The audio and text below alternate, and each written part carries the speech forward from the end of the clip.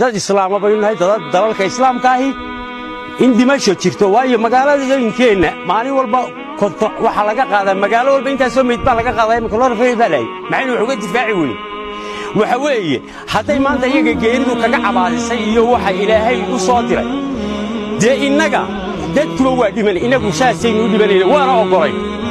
laakiin amaraan maqlay ka soo baxay guddigii hawsha loo xilsaaro la leeyahay masaajidada hala xidho diintu waxay ka qabtay aanu garanay laakiin war hadaan xidhnayn kuwii fusuqa lagu sameeyay guriyada lagu sameeyay awood u leeyahay xidho